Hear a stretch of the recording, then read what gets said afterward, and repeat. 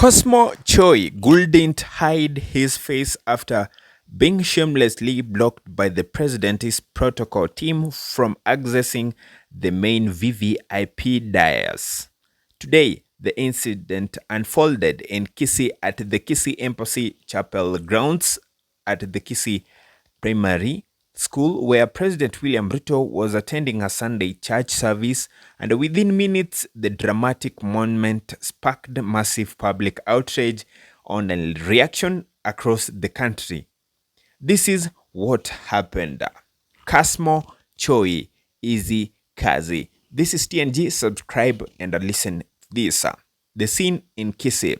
The sun was bright over Kisii town as thousands gathered excited to witness the head of state visit the main VVIP dais had already been secured, status protocol officers stationed, and the president safely settled in his designated seat.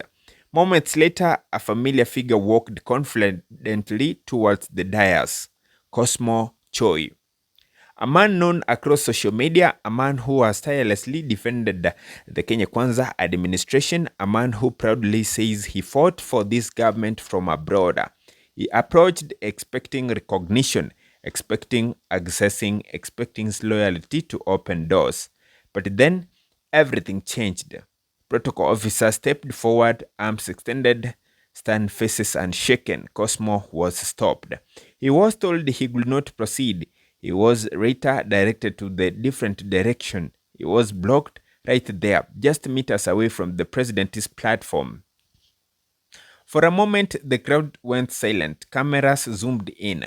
People whispered, and shock swept through the audience as Cosmo stood frozen, unable to believe it.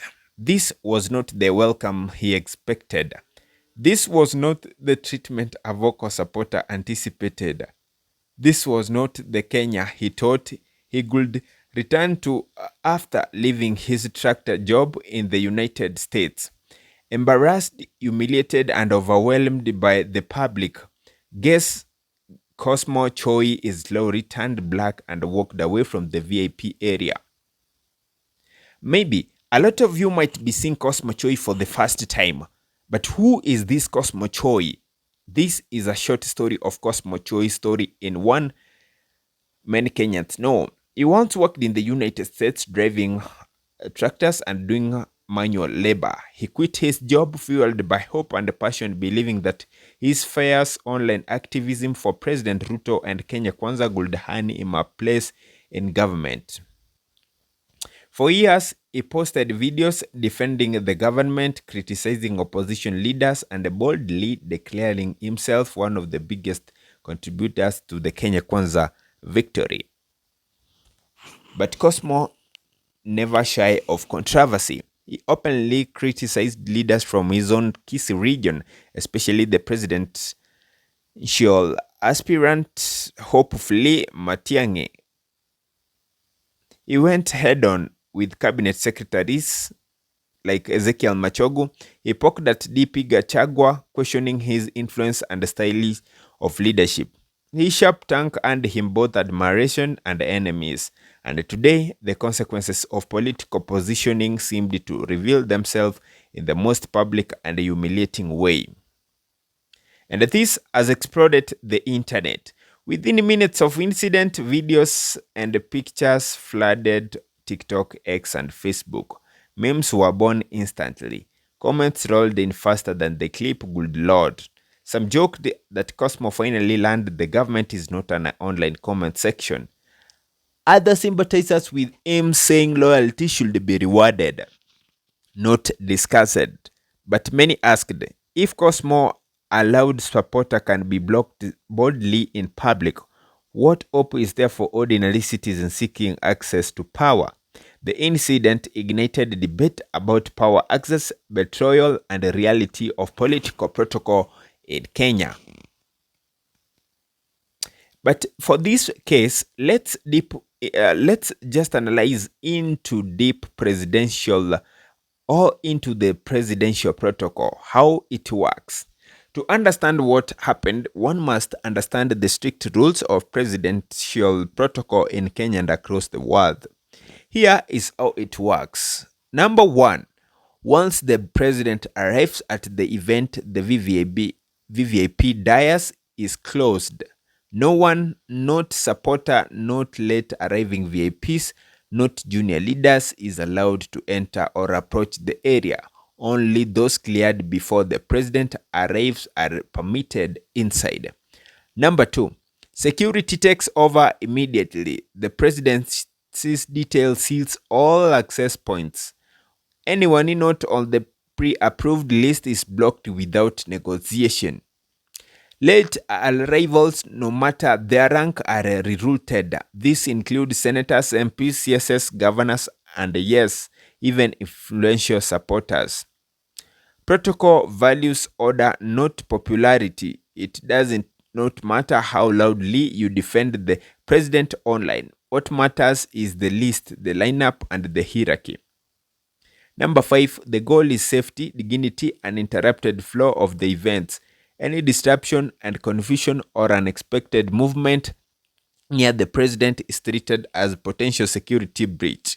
So, when Cosmo walked toward the dais after the president had already arrived, he collided with the hardest rule of all: nobody entered. And even if maybe he walked before the president was there, but after clearance and minutes for the president arrival, a wouldn't be allowed.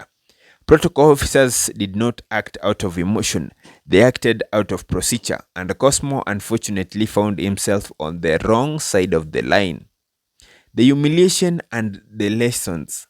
As he walked back, people murmured, phones recorded, and social media prepared for a feast.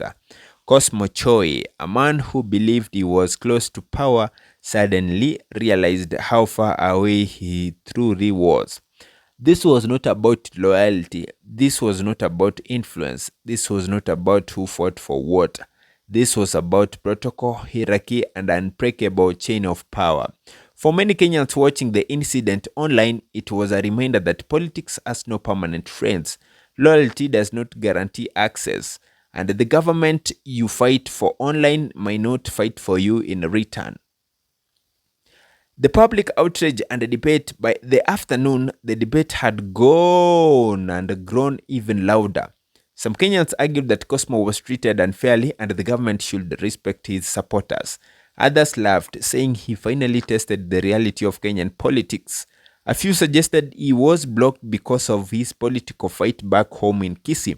Regardless of opinion, one thing is clear: this moment will be remembered. This moment will spark conversation. This moment will reshape how only influencers view their loyalty to the political power.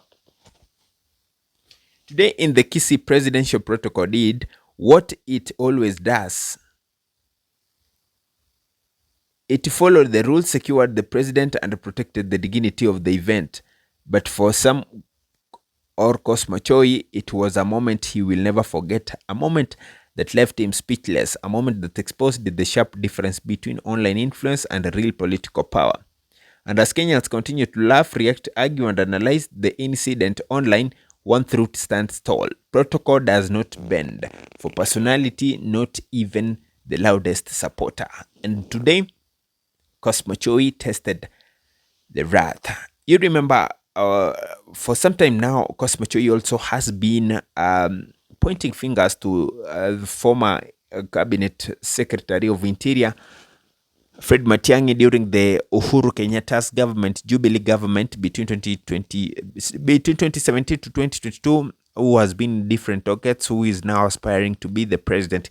He has been criticizing it and condemning him of what happened when he was given a red alert from coming from flying back from United States of America to come and mourn his mom who died, and that has been the reason why he says he doesn't support him. But today, all turned left, and the supporters of Matiang'i and the other opposition leaders welcomed him to the other side. But what does this mean to Cosmo Choy? Maybe positively or negatively, publicity is publicity, and this might open for him another chance of being known by many, because by today there are those who didn't know him and will know him today.